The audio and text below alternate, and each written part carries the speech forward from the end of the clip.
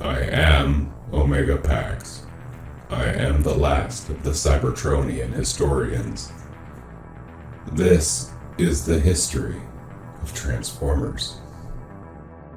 If the first Transformers were Primus's disciples, then the Fallen is his Judas. At the dawn of time, he was Megatronus, one of the Brotherhood of the vastly powerful beings dedicated to the well-being of their world. But the Fallen would gain his current moniker by turning himself against his brother Primes and his purpose to pursue his own ends, also earning the moniker the first Decepticon in the process. His frightening form is a metal cage for primal, burning forces of chaos, giving him the appearance of a living furnace. These cauldron-like forces purged him of what empathy and morality remained. All that remains now is hatred and purest rage. The Fallen is immensely powerful. He commands mystic, anthropic arts, and when at full strength, he can unmake creation at his focused will. He is rarely defeated. At best, he is contained, where he waits with eternal patience for the chance to unleash his dark powers once again. Though he has at times been imprisoned between dimensions, this rarely lasts. When his power was at its height, the Fallen can open space bridges and travel between dimensions and realities at will. Like his brothers, the Fallen was once a multiversal singularity, meaning that in all the vast multiverse, he had no alternate universe doppelganger. But that is now no longer the case. In several realities, he is the originator of the Decepticons, the catalyst that prompted Megatron to claim power for himself rather than the greater good.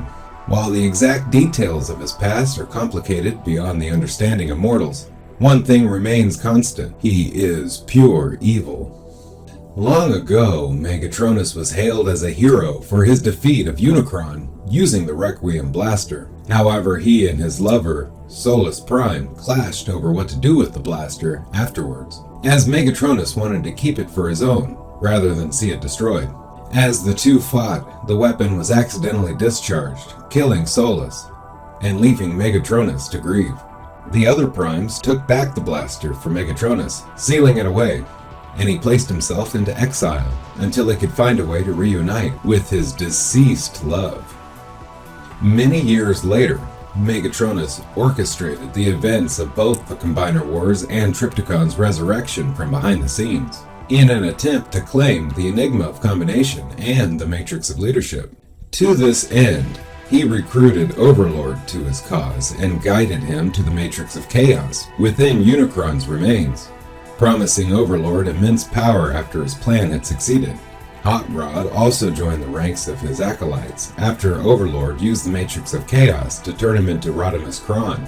After Trypticon's defeat, Victorion attempted to claim the Enigma and the Matrix, but Megatronus surrounded them with a fiery aura, destroying part of Victorion's arm.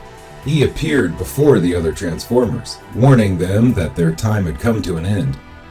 Megatron attempted to distract Megatronus with an angry outburst, giving Optimus Prime and Fortress Maximus a chance to surprise attack him, but Megatronus brushed Maximus aside and killed Optimus.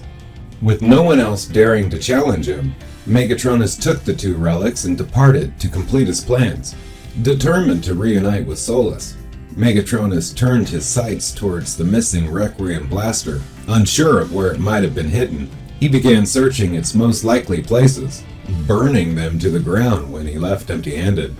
In the Well of Sparks, he began gathering the sparks of Overlord's and Rodimus Kron's victims, and installing the Enigma and the Matrix into a device which, when combined with the blaster, would be capable of ripping the spark out of every Transformer. Taking notice of the blaster being fired, Megatronus rushed to the Anthedum Sanctorum, where he revealed his plan after clashing with Megatron, Optimus Primal, and a Unicron-possessed Rodimus. He grabbed the blaster and took off to put his plan into motion.